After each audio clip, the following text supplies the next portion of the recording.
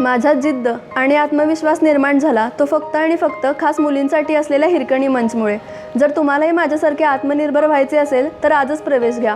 Doctor D Y. Patil polytechnic, Kasba Bawada, Kolhapur येथेच. प्रवेशासाठी संपर्क 99 222 73 856, 98 904 50 095 आणि 99 211 11 655.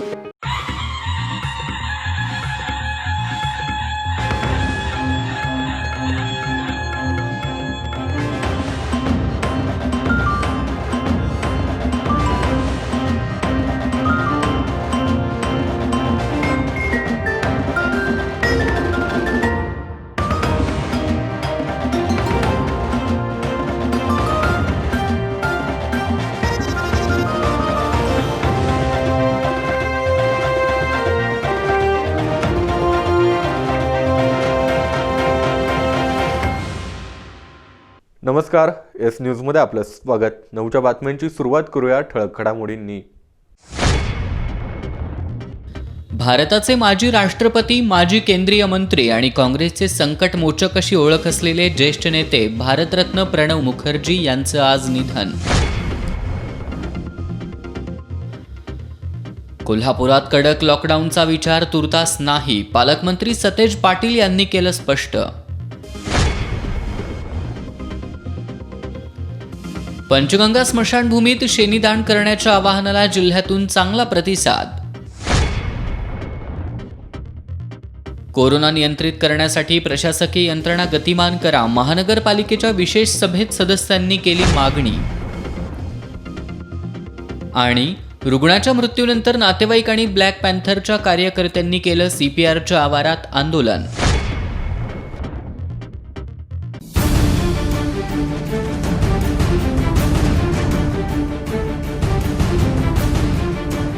राजकारणाची खबरबात, समाजकारणाचा मागोवा, कला, क्रीडा, मनोरंजन, शेती, उद्योग, कुठं काय घडलंय बिघडलंय, बातमीला योग्य न्याय देणारा कोल्हापूरचा बुलंद आवाज, एस न्यूज कोल्हापूर, सदैव तुमच्या सोबत. एस न्यूजमध्ये आपलं पुन्हा एकदा स्वागत. भारताचे माजी राष्ट्रपती, माजी केंद्रीय मंत्री आणि काँग्रेसचे संकटमोचक अशी ओळख असलेले ज्येष्ठ नेते भारतरत्न प्रणव मुखर्जी यांचं आज उपचारादरम्यान निधन झालं. ते मृत्यूसमयी 84 वर्षाचे होते. देशाचे माजी राष्ट्रपती प्रणव मुखर्जी यांचं आज वयाच्या 84व्या वर्षी निधन झालं. दिल्लीतील रिसर्च अँड रेफरल रुग्णालयात त्यांनी अखेरचा श्वास घेतला. 2012 ते 2017 या कालावधीत त्यांनी देशाचे राष्ट्रपती पद भूषवलं होतं. गेल्या काही दिवसांपासून त्यांच्यावर मेंदूशी निगडीत आजारावर रुग्णालयात उपचार सुरू होते. प्रणव मुखर्जी यांना 2019 भारतरत्न पुरस्कारानं सन्मानित करण्यात आलं होतं. प्रणव मुखर्जी यांची प्रकृती खराब असल्यामुळं 10 ऑगस्टला त्यांना दिल्लीच्या RR रुग्णालयात दाखल करण्यात आलं होतं. तेव्हापासून त्यांच्यावर उपचार सुरू होते. प्रणव मुखर्जी हे देशाचे अर्थमंत्री देखील राहिलेत. त्यांच्या सभ्य आणि मनमिळावू स्वभावामुळं ते राजकीय क्षेत्रात लोकप्रिय होते. त्यांच्या निधनानंतर राष्ट्रपती रामनाथ कोविंद तसेच पंतप्रधान नरेंद्र मोदी यांनी दुःख व्यक्त केलंय. जिल्ह्याचे पालकमंत्री सतेज पाटील यांनी देखील ट्विट करून प्रणव मुखर्जी यांच्या निधनाबद्दल शोक व्यक्त केलाय. कोल्हापुरात कडक लॉकडाऊनचा विचार तुर्तास नसल्याचं पालकमंत्री सतेज पाटील यांनी स्पष्ट केलंय. जिल्ह्यात कोरोना रुग्णांची संख्या वाढत असल्यानं कोल्हापुरात कडक लॉकडाऊन होण्याची शक्यता व्यक्त करण्यात येत होती. मात्र असा कोणताही निर्णय सध्या तरी घेण्यात येणार नसल्याचं नामदार सतेज पाटील यांनी स्पष्ट केलंय. कोल्हापूर जिल्ह्यात कोरोना रुग्णांची संख्या दिवसेंदिवस वाढतीये. त्यामुळं कोल्हापुरात पुन्हा एकदा कडक लॉकडाऊनची शक्यता व्यक्त करण्यात येत होती. सोशल मीडियावर देखील कोल्हापुरात पुन्हा कडक लॉकडाऊन होणार असल्याची अफवा पसरली होती. मात्र सध्या तरी कोल्हापुरात कडक लॉकडाऊनचा विचार नसल्याचं पालकमंत्री सतेज पाटील यांनी म्हटलंय. त्यामुळे नागरिकांनी घाबरून न जाता कोणत्याही अफवांवर विश्वास ठेवू नये असं आवाहनही त्यांनी केलंय. कोल्हापूर जिल्ह्यात जेवढे रुग्ण आढळून आलेत त्यांच्यावर उत्तम प्रकारे उपचार सुरू आहेत. रुग्ण बरे होण्याचं प्रमाणही जिल्ह्यात चांगलं आहे. लॉकडाऊन हा सर्वस्वी पर्याय नसला तरीही नागरिकांनी स्वयंशिस्त पाळावी. कोरोना संदर्भात नागरिकांनी काळजी घेण्याचं आवाहनही पालकमंत्री सतेज पाटील यांनी केलंय. कोरोना नियंत्रित आणण्यासाठी प्रशासकीय यंत्रणा गतिमान करण्याबरोबरच कोरोनामुळे मयत झालेल्या कर्मचाऱ्यांच्या कुटुंबियांची काळजी घ्यावी अशी मागणी महापालिकेच्या विशेष सभेत सदस्यांनी केली। या सभेच्या अध्यक्षस्थानी उपमहापौर संजय मोहिते होते। कोल्हापूर शहरात कोरोना विषाणूच्या प्रादुर्भावामुळे रुग्णसंख्या सातत्यानं वाढतीये। या पार्श्वभूमीवर प्रशासनाकडून करण्यात येत असलेल्या खबरदारीच्या उपाययोजना आणि सार्वजनिक गणेश विसर्जनासंदर्भात प्रशासनाकडून करण्यात आलेल्या नियोजनाबाबत चर्चा करण्यासाठी उपमहापौर संजय मोहिते यांच्या अध्यक्षतेखाली महानगरपालिकेची विशेष सभा घेण्यात आली। या सभेत प्रारंभी नगरसेवक विजय सूर्यवंशी यांनी कोरोनाचा प्रादुर्भाव वाढत असल्यानं सर्वत्र भीतीदायक वातावरण निर्माण होतंय। अत्यवस्थ रुग्णांना बेड मिळत नाहीत, व्हेंटिलेटर उपलब्ध नसल्यामुळे मृत्यू होत आहेत। फक्त आढावा घेऊन चालणार नाही, तर प्रशासनाने ठोस उपाययोजना करावी अशी सूचना केली। सभागृह नेता दिलीप पवार यांनी प्रशासन रात्रंदिवस राबत असताना कोरोनावर नियंत्रण का मिळवलं जात नाही असा प्रश्न उपस्थित करत ऑक्सिजन नसल्यानं रुग्णांना उपचारासाठी घेतलं जात नाही, त्यामुळे रुग्णाला जीव गमवावा लागतो। उपचाराला नकार देणाऱ्या रुग्णालयांवर कडक कारवाई करावी अशी मागणी केली। गटनेते शारंगधर देशमुख यांनी HRTC चाचणीत नवीन साखळी तयार झाली असून यातून लोकांची लूट होतीये। या चाचणीसाठी 5,500 रुपये घेतले जात आहेत असा आरोपही त्यांनी केला आणि याबाबत प्रशासनानं कार्यवाही करावी अशी मागणी केली। CPR मधील CT स्कॅन बंद असल्याची माहिती येते, याची माहिती घ्यावी। त्याचबरोबर सर्व कर्मचाऱ्यांची अँटीजेन चाचणी करावी, यामुळे कोरोनाची साखळी तोडणं शक्य होईल असं त्यांनी सांगितलं। यावेळी नगरसेवक प्राध्यापक जयंत पाटील यांनी रोजंदारी कर्मचाऱ्यांचं भवितव्य काय असणार आहे, काय नियोजन केलंय असा प्रश्न उपस्थित करत कोरोनाला हद्दपार करण्यासाठी सर्व यंत्रणा कार्यान्वित करावी अशी सूचना केली। तर नगरसेवक तौफिक मुल्लानी यांनी कोरोनामुळे मृत्यूची संख्या वाढल्यानं स्मशानभूमीत ताण पडतोय, प्रशासनानं ताण कमी करण्यासाठी उपनगरात दफनभूमी आणि स्मशानभूमीचं नियोजन केलंय का असा प्रश्न उपस्थित केला। यावेळी नगरसेविका शोभा कवाळे, नगरसेवक भूपाल शेटे, प्राध्यापक अशोक जाधव, रत्नेश शिरोळकर यांच्यासह अन्य सदस्यांनी आवश्यक सूचना केल्या। यानंतर आयुक्त डॉक्टर मल्लीनाथ कलशेट्टी यांनी सभागृहात ज्या सूचना मांडण्यात आल्यात त्याचे काटेकोर पालन करण्याच्या सूचना प्रशासनाला देण्यात येत असल्याचं सांगितलं। कोरोनाच्या परिस्थितीत सर्वांचे सहकार्य असल्यानं काम करता येतंय। आम्ही प्रशासन म्हणून सातत्यानं काम करत आहोत। महानगरपालिकेच्या कर्मचाऱ्यांसाठी 4 ठिकाणी अँटीजेन टेस्टची सुविधा उपलब्ध करून देण्यात येईल असं आयुक्त डॉक्टर कलशेट्टी यांनी स्पष्ट केलं। त्याचबरोबर महानगरपालिकेच्या कर्मचाऱ्यांवर मोफत उपचार केले जातील। कोरोना योद्धा म्हणून काम करणाऱ्या प्रत्येक कर्मचाऱ्याला विमा संरक्षण असल्याचंही डॉक्टर कलशेट्टी यांनी सांगितलं। खासगी हॉस्पिटलमध्ये 1136 बेडचं नियोजन केलंय, तर 477 ऑक्सिजनची सुविधा असलेले 224 ICU आणि 56 व्हेंटिलेटर उपलब्ध असल्याची माहिती सभागृहाला दिली। शहरात 10 कोविड सेंटर सुरू आहेत। महानगरपालिकेकडे 4 व्हेंटिलेटर आहेत, तर PM केअरमधून 11 व्हेंटिलेटर आलं असल्याचं आयुक्त डॉक्टर कलशेट्टी यांनी सांगितलं। महाराष्ट्रातील आजी माजी सैनिक आणि विधवा पत्नींना मालमत्ता करात सूट देण्याचा निर्णय म्हणजे सैनिकांप्रती महाविकास आघाडी सरकारची कर्तव्य भावना आहे असं प्रतिपादन ग्रामविकास मंत्री हसन मुश्रीफ यांनी केलं। आजी माजी सैनिक, विधवा सैनिक पत्नी यांनी नामदार मुश्रीफ यांची भेट घेऊन अभिनंदन केलं, त्यावेळी ते बोलत होते। ग्रामविकास विभागानं राज्यातील आजी माजी सैनिक आणि विधवा पत्नींना मालमत्ता करात सूट देण्याचा निर्णय घेतला। या निर्णयाबद्दल कृतज्ञता म्हणून आजी माजी सैनिक, विधवा सैनिक पत्नी आणि विविध सैनिक संघटना भेटून मंत्री मुश्रीफ यांचं अभिनंदन केलं। या निर्णयाबद्दल कृतज्ञता म्हणून आजी माजी सैनिक, विधवा सैनिक पत्नी आणि विविध सैनिक संघटनांनी भेटून मंत्री मुश्रीफ यांचं अभिनंदन केलं। यावेळी बोलताना मंत्री मुश्रीफ यांनी मालमत्ता करात दिलेली सूट सरकारचं कर्तव्य असल्याचं सांगितलं। या निर्णयानंतर श्रीनगर इथं कर्तव्यावर असलेले संतोष पडळकर, अर्जुन लगड, केतन भोसले, आशिष पाटील, अक्षय रेमले, विनायक पाटील, ऋषी मोरे या जवानांनी मंत्री मुश्रीफ यांच्याशी व्हिडिओ कॉलिंगद्वारे संवाद साधून आभार मानले। कोरोनामुळे मयत झालेल्या मृतदेहांवर महापालिकेच्या वतीनं पंचगंगा स्मशानभूमीत अंत्यसंस्कार केले जातात। मात्र अंत्यसंस्कार करण्यासाठी जळाऊ लाकूड मिळत नसल्यानं शेणी दान करण्याचं आवाहन करण्यात आलं होतं। या आवाहनाला जिल्ह्यातून चांगला प्रतिसाद मिळतोय। जिल्ह्याच्या कानाकोपऱ्यातून पंचगंगा स्मशानभूमीत शेणी दान केल्या जात आहेत। कोल्हापूर जिल्ह्यात कोरोनामुळे मृत्यू होणाऱ्यांची संख्या दिवसेंदिवस वाढतच चालली आहे। मृत व्यक्तीचा मृतदेह अंतिम संस्कारासाठी नातेवाईकांकडे किंवा घरच्या लोकांकडे न देता कोल्हापूर महानगरपालिकेमार्फत पंचगंगा स्मशानभूमी इथं मृतदेहावर अंत्यसंस्कार केले जातात. सध्या पंचगंगा स्मशानभूमीत अंतिम संस्काराचं प्रमाण वाढलंय. मृत व्यक्तींना दहन देण्यासाठी लागणाऱ्या जळाऊ लाकडाची कमतरता मोठ्या प्रमाणात भासू लागली आहे. त्यामुळे महानगरपालिकेच्या वतीनं शेणीदान करण्याचं आवाहन करण्यात आलंय. या आवाहनाला प्रतिसाद देत कोतोलीपैकी माळवाडीचे उपसरपंच संतोष खोत यांनी पुढाकार घेत गावातील तरुण मंडळांच्या कार्यकर्त्यांच्या मदतीनं प्रत्येक घरातून शेणी गोळा करून जमा झालेल्या शेणी पंचगंगा स्मशानभूमीला देण्यात आल्या. पन्हाळा तालुक्यातील वाघुर्डे इथल्या बापू ग्रुपच्या वतीनं घरोघरी जाऊन शेणी संकलित करण्यात आल्या. ग्रुपच्या वतीनं 5,700 शेणी पंचगंगा स्मशानभूमीमध्ये देण्यात आल्या. शेणीदानसाठी सुरेश नाईक, बाजीराव पाटील, विलास कांबळे, महादेव बोगरे, संग्राम पाटील यांच्यासह ग्रामस्थांनी पुढाकार घेतला. दरम्यान करवीर तालुक्यातील आरे ग्रामस्थांनी स्मशानभूमीसाठी 10,000 शेणी दान केल्या. राधानगरी तालुक्यातील बारडवाडीतल्या शेतकऱ्यांनी रामकृष्ण सीड्सचे चंदू 66 या भात बियाणांची पेरणी केली होती. हे बियाणं वापरणाऱ्या सर्वच शेतकऱ्यांच्या शेतातील भात पिकात कीड उगवली आहे आणि सर्व पीक करपून गेली आहे. शेतकऱ्यांनी बोगस बियाणांमुळे नुकसान झाल्याचा आरोप करत नुकसान भरपाईची मागणी केली आहे. राधानगरी तालुक्यातील बारडवाडी गाव उंच डोंगरावर वसले. शेतीसाठी पाण्याची सोय नसल्यानं इथले शेतकरी पावसावर अवलंबून असणारं भात पीक घेतात.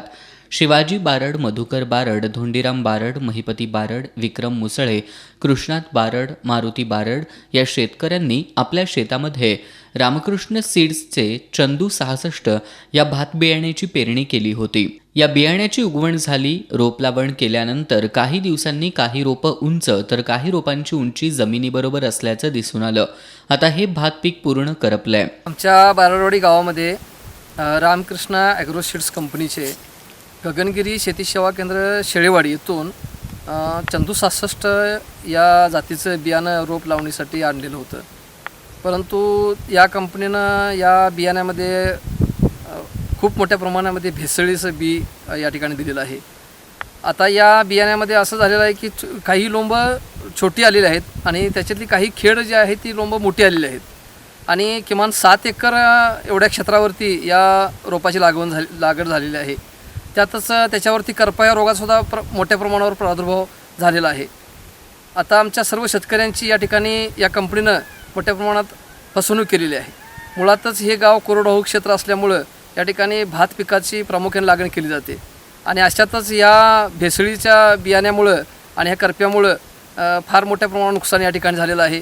या कंपनीवरती कारवाई व्हावी आणि आम्हा शेतकऱ्यांना या न्याय मिळावा ही आमची या ठिकाणी प्रामुख्याने मागणी. जे चंदू 66 जातीचं रोप लागण केली त्या माझ्या एका वाप्यामध्ये ते बी तोटा आलं. त्यामुळे दुसरे रोपं लावले. ते दुसऱ्या वाप्याची भाताची उंची आणि त्या बियाण्याची उंची यामध्ये जमीन आसमानचा फरक आहे. तेव्हा ते बियाणं एक नंबर भोगस आहे आणि कमी प्रतीचा दर्जाचं असल्यामुळं शेतकऱ्यांचं मोठ्या प्रमाणात नुकसान झालेलं आहे. बारडवाडी गावातील सुमारे 7 एकर क्षेत्रातील पिकाचं नुकसान झालंय. शेतकऱ्यांचा जमिनीची मशागत, पेरणी, लागवड, मजुरी आणि बियाणे खरेदीचा खर्च वाया गेलाय. संबंधित दुकानदार आणि बियाणे कंपनीला कळवूनही त्यांनी दुर्लक्ष केलंय. शासनाच्या कृषी विभागाशीही शेतकऱ्यांनी संपर्क केलाय. ऊन वारा पाऊस झेलत शेतात राबणाऱ्या या शेतकऱ्यांचं चुकीच्या व्यवस्थापनामुळे नुकसान झालंय. आता या शेतकऱ्यांना न्याय मिळणार का हाच खरा प्रश्न आहे. एस न्यूजसाठी राधानगरीहून नामदेव कुसाळे. आज सीपीआर इथं उपचार घेणाऱ्या निपाणीतल्या प्रकाश कांबळे या रुग्णाचा मृत्यू झाला. सीपीआर प्रशासनाच्या हलगर्जीपणामुळे रुग्णाचा मृत्यू झाल्याचा आरोप करत मृतदेह सीपीआरच्या आवारात ठेवून अधिष्ठाता कार्यालयासमोर नातेवाईक आणि ब्लॅक पॅन्थरच्या कार्यकर्त्यांनी आंदोलन केलं. निपाणी इथले प्रकाश कांबळे यांना उपचारासाठी सीपीआर इथं दाखल करण्यात आलं होतं. या रुग्णाला व्हेंटिलेटरची गरज होती, पण नातेवाईकांनी वारंवार मागणी करून देखील व्हेंटिलेटर उपलब्ध करून दिला जात नाही. दरम्यान आज सकाळी प्रकाश कांबळे यांचा उपचारादरम्यान मृत्यू झाला. त्यामुळे नातेवाईक संतप्त झाले. नातेवाईकांसह ब्लॅक पॅन्थरच्या कार्यकर्त्यांनी कांबळे यांचा मृतदेह अधिष्ठाता कार्यालयासमोर ठेवून कांबळे यांच्या मृत्यूस कारणीभूत अधिष्ठाता डॉक्टर चंद्रकांत म्हस्के आणि डॉक्टर रामानंद यांच्यावर कारवाई करावी अशी मागणी करत अधिष्ठाता कार्यालयाच्या प्रवेशद्वारावरच काळे ध्वज घेऊन आंदोलन केलं. यावेळी ऑक्सिजन न मिळाल्यामुळेच प्रकाश कांबळे यांचा मृत्यू झाला असा आरोप करत संबंधितांवर कारवाई होत नाही तोपर्यंत मृतदेह ताब्यात घेणार नसल्याची भूमिका घेतली. निप्पाणीचा पेशंट शनिवारी इथं आणला आणि त्याला ऑक्सिजन मिळाला नसल्यामुळं त्याचा मृत्यू झाला. आम्ही त्यासाठी ऑक्सिजन काय मिळाला नाही त्या दिवशी 30 वापरात होते आणि बाकीचे 100पैकी 70 शिल्लक होते असा त्यांच्याकडूनच ऑफिसकडूनच आम्हाला सांगण्यात आलं होतं. मग हा ऑक्सिजनचं त्यांना का वापरला नाही त्यांच्यामुळं त्यांचा मृत्यू झाला. यासाठी आम्ही मूक आंदोलन इथं डीनच्या समोर बसलो. या आंदोलनात ब्लॅक पॅन्थरचे देसाई, विश्वास कांबळे, दयानंद कांबळे यांच्यासह कार्यकर्ते सहभागी झाले होते. दरम्यान जिल्हा प्रशासनाशी चर्चा करून नातेवाईकांनी सायंकाळी उशिरा मृतदेह ताब्यात घेतला. या प्रकारामुळे CPR आवारात काही काळ तणाव निर्माण झाला होता. त्यामुळे इथं मोठा पोलीस बंदोबस्त तैनात करण्यात आला होता. उसगाव इथल्या महिलेचा कावळा नाका इथल्या स्वस्तिक हॉस्पिटलमध्ये उपचारादरम्यान मृत्यू झाला होता. त्यानंतर त्या महिलेच्या नातेवाईकांनी हॉस्पिटल प्रशासनावर हलगर्जीपणाचा आरोप करत गोंधळ घातला. दरम्यान आज नातेवाईकांनी हॉस्पिटल प्रशासनाकडून कोणतीही गैरसोय झाली नसून रागाच्या भरात माध्यमांना चुकीची माहिती दिल्याचा खुलासा केला. उचगाव इथल्या मनीषा कांबळे या महिलेचा स्वस्तिक हॉस्पिटलमध्ये उपचारादरम्यान रविवारी सकाळी मृत्यू झाला. त्यानंतर नातेवाईकांनी हॉस्पिटल प्रशासनाच्या हलगर्जीपणामुळे त्यांचा मृत्यू झाल्याचा आरोप माध्यमांसमोर बोलताना केला होता. दरम्यान आज त्या महिलेच्या नातेवाईकांनी रागाच्या भरात हॉस्पिटल प्रशासनावर आरोप केले होते असं सांगत हॉस्पिटल प्रशासनाची माफी मागितली आहे. माझी बहीण वारल्यामुळं माझं भान हे झालं. त्यामधून मी काय असेल ते हॉस्पिटलबद्दल काय बोललं तर माफी असेल. सरांनी काय असेल ती ट्रीटमेंट त्यांनी केलेली आहे आणि याबद्दल मी माझ्या बहिणीच्या दुःखात काय असेल ते हे केलं असेल बोललं असेल मीडियाला तर मी माफी मागतो सरांची हॉस्पिटलची आणि अण्णाईक सरांचा काही दोष नाही. कोल्हापूर आणि कसबा वावडा स्मशानभूमीत कर्मचारी कोरोनाच्या काळात अहोरात्र कार्यरत आहेत. या सर्वांना प्राचार्य डॉक्टर महादेव नरके, प्राचार्य डॉक्टर जयेंद्र खोत, प्राचार्य doctor Suhas Patil, Talsande farm incharge Amol Gatade यांच्या सहकार्यानं mask, sanitiser bottles, face shield, gloves box आदी साहित्य देण्यात आलं. राष्ट्रवादी काँग्रेसचे जिल्हाध्यक्ष AY पाटील आणि डॉक्टर महादेव नरके यांच्या हस्ते हे साहित्य सामाजिक कार्यकर्ते निशिकांत कांबळे यांच्याकडे देण्यात आलं. बातम्यांच्या ताज्या अपडेट्ससाठी S न्यूज कोल्हापूर या वेबसाईटला जरूर भेट द्या. त्याचबरोबर S न्यूज कोल्हापूर या YouTube चॅनलला जरूर सबस्क्राईब करा. आणखी काही बातम्या पाहूया अल्पशः विश्रांतीनंतर. पाहत रहा S न्यूज.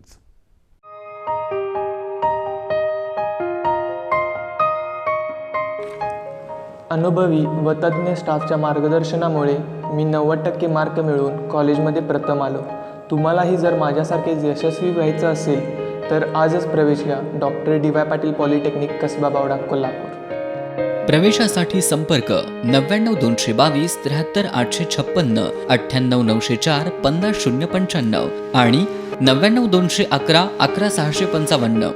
कोल्हापूर शहरातील अत्याधुनिक cancer hospital Apple cancer institute. कॅन्सरवरील सर्व प्रकारच्या शस्त्रक्रियांपासून अत्याधुनिक रेडिएशन थेरपीसह सर्व उपचार आता एकाच छताखाली. मुंबई ते बेंगलोर दरम्यान उपलब्ध असलेलं एकमेव अत्याधुनिक linear accelerator true beam STX मशीननी परिपूर्ण centre, 4D CT scan, HD MLC, 6D couch या आधुनिक वैशिष्ट्यांनी परिपूर्ण रेडिएशन थेरपी युनिट. शिवाय मेंदूतील छोटे ट्यूमर यासाठी विना शस्त्रक्रिया स्टिरिओटॅक्टिक रेडिओ सर्जरी उपचार देखील उपलब्ध. अत्याधुनिक ICU मध्ये तज्ज्ञ फिजिशियन्सच्या देखरेखीखाली उपचार. बाहेरून येणाऱ्या पेशंटना राहण्याची सोय संपूर्णपणे मोफत.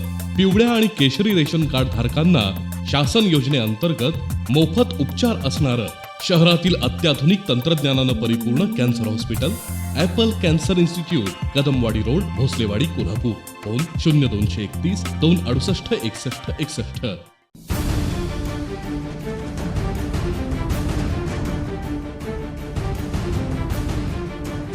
राजकारणाची खबरबात, समाजकारणाचा मागोवा, कला, क्रीडा, मनोरंजन, शेती, उद्योग, कुठं काय घडलंय बिघडलंय, बातमीला योग्य न्याय देणारा कोल्हापूरचा बुलंद आवाज एस न्यूज कोल्हापूर, सदैव तुमच्या सोबत.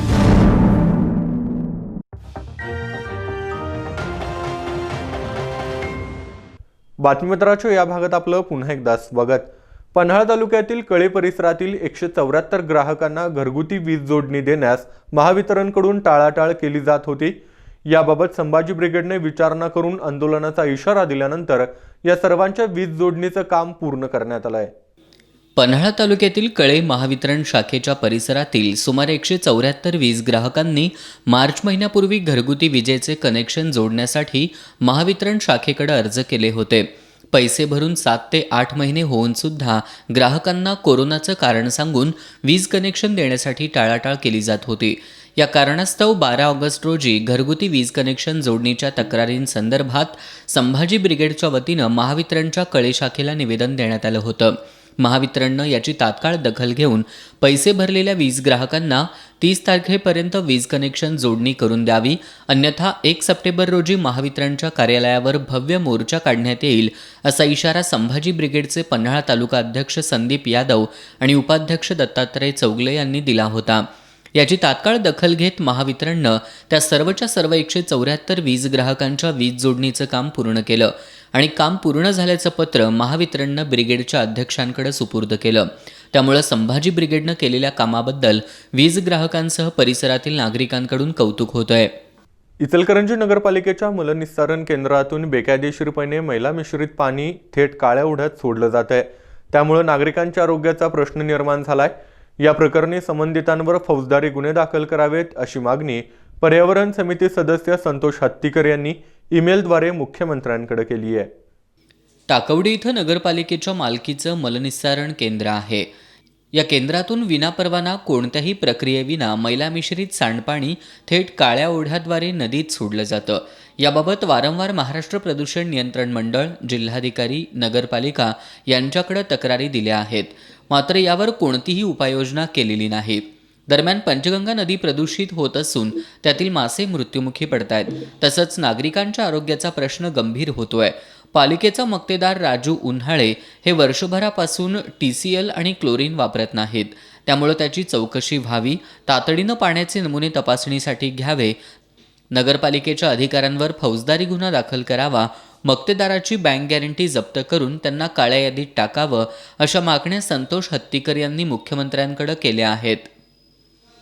लॉकडाऊनच्या काळात आलेलं वाढीव वीज बिल सरकारनं माफ करावं अशी मागणी बहुजन क्रांती मोर्चाच्या वतीनं करण्यात आली आहे. या मागणीसाठी त्यांनी कागल इथं छत्रपती शिवाजी महाराज पुतळ्यासमोर आंदोलन करत मागणीचे निवेदन तहसीलदारांना सादर केलं. कोरोना महामारीचा प्रादुर्भाव वाढल्यानं गेली 5 महिने सरकारनं लॉकडाऊन केलं. त्यामुळे महाराष्ट्रातील बहुजन समाजातील लोकांचा कामधंदा बंद आहे. सर्वांची आर्थिक टंचाई झाली आहे. अशा काळात महावितरणनं सर्वांना वाढीव लाईट बिल दिले आहेत. कोणीही ती भरू शकत नाहीत. कोरोनाचा काळ किती दिवस राहील हेही सांगता येत नाही. सरकारनं गेल्या 5 महिन्यात आलेली लाईट बिलं रद्द करावीत, अन्यथा तीव्र आंदोलन छेडू असा इशारा बहुजन क्रांती मोर्चानं दिलाय. यावेळी लाईट बिलांची होळी करण्यात आली. लाईट बिल रद्द झालंच पाहिजे, लाईट बिल वाढवणाऱ्या महावितरण कंपनीचा धिक्कार असो, अशा घोषणाही यावेळी देण्यात आल्या. आंदोलनात सागर शिंदे, सिद्धार्थ नागरत्न, नामदेव गुरव, सुजित हेगडे, रुपेश कांबळे, निखिल कांबळे, राहुल आकुर्डे आदींसह कार्यकर्ते सहभागी झाले होते. मास्कचा वापर न करणाऱ्यांवर आज कागल पोलिसांनी कारवाईचा बडगा उगारला. अशा नागरिकांना 100 रुपयाचा दंड ठोठावण्यात आला. दिवसेंदिवस कागलमध्ये कोरोनाबाधितांचा आकडा वाढत चाललाय. तरीही नागरिकांचा बिनधास्त वावर सुरू आहे. सुरक्षित अंतर ठेवणं, मास्क न लावणं, गर्दी करणं सुरूच आहे. कोरोनावर विजय मिळवायचा असेल तर मास्कचा वापर केलाच पाहिजे. यासाठी पोलिसांनी कागल बसस्थानक चौकात थांबून दुचाकी, 4 चाकी तसंच रस्त्यावरून मास्क न लावून जाणाऱ्यांवर कारवाई केली. त्यांच्याकडून नगरपालिकेच्या माध्यमातून 100 रुपयांची पावती करण्यात आली. आज एका दिवसात शेकडो लोकांच्या पावत्या करण्यात आल्या. पोलीस निरीक्षक दत्तात्रय नाळे यांच्या मार्गदर्शनाखाली सहाय्यक पोलीस निरीक्षक निखिल करचे, पोलीस उपनिरीक्षक प्रीतमकुमार पुजारी यांच्यासह पोलीस कर्मचाऱ्यांनी ही धडक मोहीम राबवली. सार्वजनिक गणेश मंडळाच्या गणेश मूर्तींचे विसर्जन करण्यासाठी आवश्यक त्या उपाययोजना करून नियोजन करावं अशा सूचना सदस्यांनी महापालिकेच्या विशेष सभेत केल्या. या सभेच्या अध्यक्षस्थानी उपमहापौर संजय मोहिते होते. उद्या होत असलेल्या सार्वजनिक गणेश विसर्जनासंदर्भात प्रशासनाकडून करण्यात आलेल्या नियोजनाबाबत चर्चा करण्यासाठी उपमहापौर संजय मोहिते यांच्या अध्यक्षतेखाली महानगरपालिकेची विशेष सभा पार पडली. या सभेत गटनेते शारंगधर देशमुख यांनी गणेश विसर्जनाच्या बाबतीत प्रशासन गणेश मंडळांकडून मूर्ती संकलित करणार आहे. मात्र हे शक्य नसून शहरात प्रत्येक मंडळाकडे जाऊन मूर्ती संकलित करणं अडचणीचं होणार असल्याचं सांगितलं. प्रशासनाकडून सर्व सार्वजनिक मंडळांचं गणेश विसर्जन करण्याची यंत्रणा असल्यास त्याचं योग्य नियोजन करावं.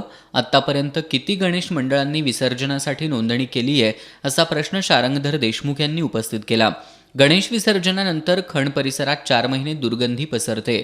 त्यामुळे उपाययोजना करून खणीची स्वच्छता करावी, अन्यथा पुढच्या वर्षी खणीत विसर्जन करू देणार नाही असा इशारा दिला. यावर शहर अभियंता नेत्रदीप सरनोबत यांनी शहरातील 850 सार्वजनिक मंडळांपैकी 331 मंडळांनी आतापर्यंत नोंदणी केली असल्याचं सांगितलं. यावेळी नगरसेवक प्राध्यापक जयंत पाटील यांनी गेल्या 15 वर्षापासून जे जमलं नाही ते कोरोनामुळे जमलं असून नागरिकांमध्ये जागृती झाल्यास पर्यावरणपूरक गणेशोत्सव साजरा झाला. यावेळी नगरसेवक प्राध्यापक जयंत पाटील यांनी गेल्या 15 वर्षांपासून जे जमलं नाही ते कोरोनामुळे जमलं असून नागरिकांमध्ये जागृती झाल्यामुळं पर्यावरणपूरक गणेशोत्सव साजरा झाला. यापुढेही असाच गणेशोत्सव साजरा व्हावा यासाठी प्रशासनानं प्रयत्नशील राहावं अशी सूचना केली. यावेळी इतर सदस्यांनी आवश्यक सूचना केल्या. यावर आयुक्त डॉक्टर मल्लीनाथ कलशेट्टी यांनी जे मंडळ आपल्याकडे नाव नोंदणी करतील त्यांची गणेशमूर्ती विसर्जित केल्या जाणार आहेत. ज्या मंडळांनी नाव नोंदणी केलेली नाही त्यांनी मोजक्याच कार्यकर्त्यांच्या उपस्थितीत मिरवणुकीविना विसर्जन करावं असं सांगितलं. बातम्यांच्या ताज्या अपडेट्ससाठी एस न्यूज कोल्हापूर या वेबसाईटला जरूर भेट द्या. त्याचबरोबर एस न्यूज कोल्हापूर या यूट्यूब चॅनलला जरूर सबस्क्राईब करा. आणखी काही बातम्या पाहूया अल्पशः विश्रांतीनंतर. पाहत रहा एस न्यूज.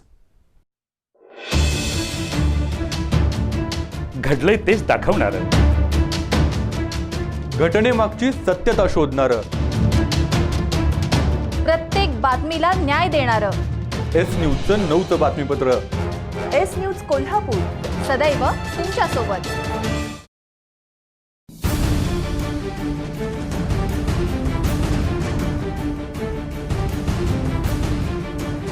राजकारणाची खबरबात, समाजकारणाचा मागोवा, कला, क्रीडा, मनोरंजन, शेती, उद्योग, कुठं काय घडलंय बिघडलंय, बातमीला योग्य न्याय देणारा, कोल्हापूरचा बुलंद आवाज. एस न्यूज कोल्हापूर, सदैव तुमच्या सोबत.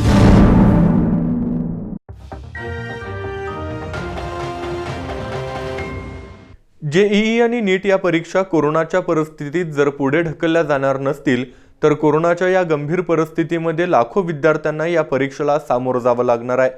त्यासाठी सुरक्षित वाहतुकीचं नियोजन करण्याबरोबरच जिल्ह्यातील प्रमुख अधिकाऱ्यांनी या विद्यार्थ्यांच्या सुरक्षित प्रवासाची जबाबदारी घ्यावी असं ट्विट आमदार ऋतुराज पाटील यांनी केलंय. याबाबत मुख्यमंत्री उद्धव ठाकरे यांनी त्वरित निर्णय घ्यावा अशी विनंतीही आमदार ऋतुराज पाटील यांनी केली आहे. 1 ते 6 सप्टेंबर या कालावधीत जेईईची परीक्षा होणार आहे, तर 13 सप्टेंबर रोजी नीटची परीक्षा घेतली जाणार आहे. सध्या कोरोनाची गंभीर परिस्थिती निर्माण झाली आहे. असं असताना केंद्र सरकारच्या आडमुठ्या धोरणांमुळे जर जेईई आणि नीट परीक्षा पुढे ढकलल्या जाणार नसल्यास कोरोनाच्या परिस्थितीमध्ये राज्यातील लाखो विद्यार्थ्यांना या परीक्षेला सामोरं जावं लागणार आहे. यातल्या बहुतांश विद्यार्थ्यांची परीक्षा केंद्र आणि त्यांचे सध्याचं राहायचं ठिकाण दूर आहे. अशावेळी त्यांना सुरक्षितपणे परीक्षेला पोहोचता यावं आणि कोविडचा धोकाही टाळावा यासाठी त्यांच्या वाहतुकीची सविस्तर नियोजन होणं गरजेचं आहे. त्या जिल्ह्यातील प्रमुख अधिकाऱ्यांनी या विद्यार्थ्यांच्या सुरक्षित प्रवासाची जबाबदारी घ्यावी असं ट्विट आमदार ऋतुराज पाटील यांनी केलं असून या विषयाबाबतचा योग्य तो निर्णय मुख्यमंत्री उद्धव ठाकरे, उपमुख्यमंत्री अजित पवार यांनी त्वरित घ्यावा अशी विनंतीही त्यांनी केली आहे. वडगावचे पोलीस निरीक्षक प्रदीप काळे यांना कोरोनाच्या बंदोबस्तात कर्तव्य बजावताना कोविडचा संसर्ग झाला. त्यांचे वृद्ध आईवडील देखील बाधित झाले. 2 आठवड्याच्या उपचारानंतर दोघेही कोरोनामुक्त झाले असून त्यांनी आज प्लाझ्मा दान करत आपली कर्तव्यनिष्ठा सिद्ध केली. वडगावचे पोलीस निरीक्षक प्रदीप काळे यांना कर्तव्य बजावताना कोरोना संसर्ग झाला. त्यांच्यासोबत आईला देखील कोरोनाची लागण झाली.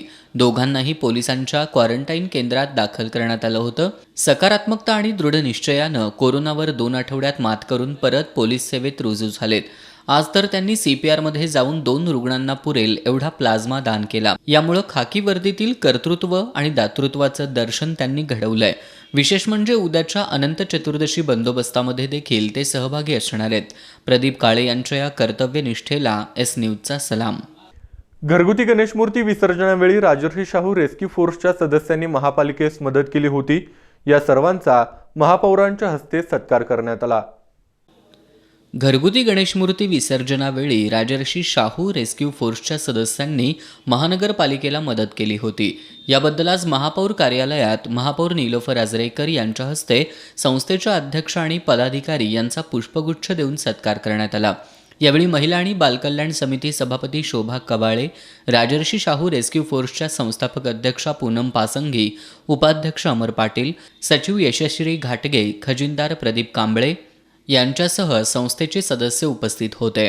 चंदगड तालुक्यातील घरफोडी प्रकरणी स्थानिक गुन्हेन्वेषण शाखेनं एकाला ताब्यात घेतले. संदेश फडके असं संशयिताचं नाव असून त्याच्याकडून 8.5 लाखाचा मुद्देमाल जप्त करण्यात आलाय. चंदगड तालुक्यात 7 ऑगस्ट रोजी घरफोडी झाली होती.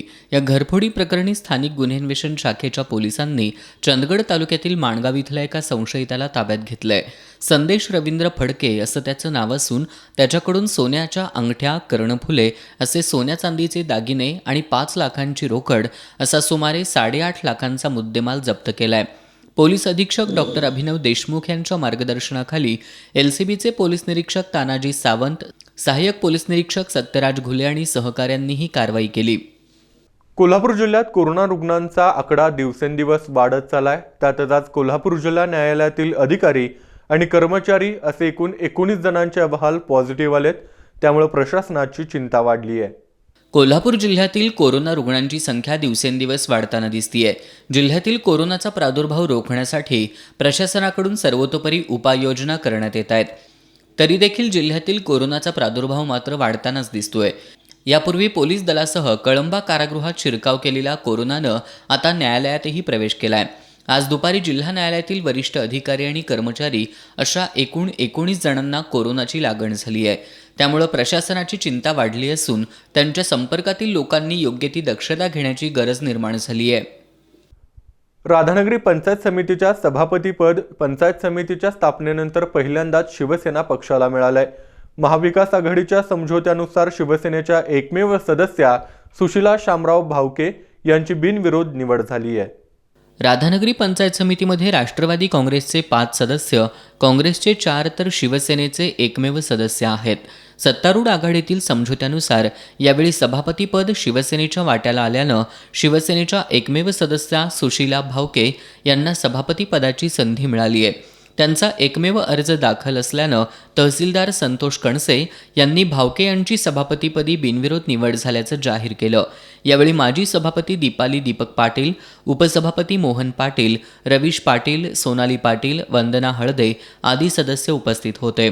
आमदार प्रकाश आबिटकर, राष्ट्रवादीचे जिल्हाध्यक्ष AY पाटील, काँग्रेसचे तालुकाध्यक्ष हिंदूराव चौगले, गोकुळचे संचालक PD Dhundre, advocate Prashant Bhavke, Doodhganga public स्कूलचे संस्थापक बाळासाहेब राऊत, कसबा वाळवेचे सरपंच अशोकराव फराकटे, घुडेवाडीचे सरपंच डॉक्टर VB सरावणे, विजय बलुगडे यांच्यासह मान्यवरांनी नूतन सभापती सुशीला भावके यांचं अभिनंदन केलं. निवडीनंतर कार्यकर्त्यांनी जल्लोष केला. कोल्हापूर जिल्ह्यात काल सायंकाळी 5 ते आज सायंकाळी 5 वाजेपर्यंत गेल्या 24 तासात 760 कोरोनाबाधित रुग्ण आढळलेत. जिल्ह्यात एकूण कोरोनाबाधितांची संख्या 23,802 इतकी झाली आहे. गेल्या 24 तासात 702 कोरोना रुग्ण बरे झाल्यानं त्यांना डिस्चार्ज देण्यात आलाय, तर 24 जणांचा मृत्यू झालाय. पुन्हा एक नजर आजच्या ठळक घडामोडींवर. भारताचे माजी राष्ट्रपती, माजी केंद्रीय मंत्री आणि काँग्रेसचे संकटमोचक अशी ओळख असलेले ज्येष्ठ नेते भारतरत्न प्रणव मुखर्जी यांचं आज निधन. कोल्हापुरात कडक लॉकडाऊनचा विचार तुर्तास नाही, पालकमंत्री सतेज पाटील यांनी केलं स्पष्ट. पंचगंगा स्मशानभूमीत शेनीदान करण्याच्या आवाहनाला जिल्ह्यातून चांगला प्रतिसाद. कोरोना नियंत्रित करण्यासाठी प्रशासकीय यंत्रणा गतिमान करा, महानगरपालिकेच्या विशेष सभेत सदस्यांनी केली मागणी.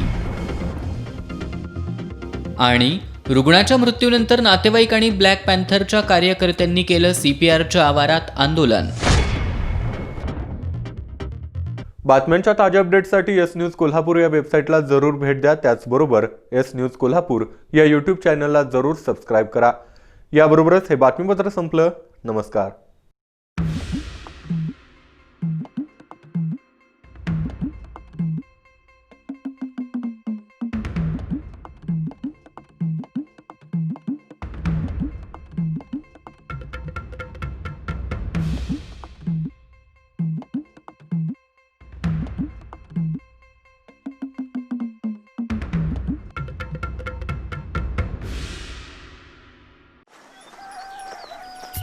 अहो सुमीचा फोन आलता. रविवारी जावई बाप्पानी ती आपल्याकडे पहिल्यांदाच राहायला येत आहेत. अरे वा वा काय त्यांना हे असं बाहेर पाठवणं कसं दिसल.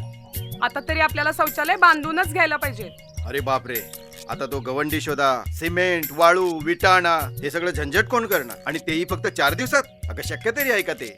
अहो ज्यांच्यामुळे गावेच्या गावे हगणदारी मुक्त झाली त्या आविष्कार शौचालयाच्या ऑफिसला फक्त फोन करायचा आणि निवांत राहायचं. असं म्हणतेस? हा मग आत्ताच फोन करतो.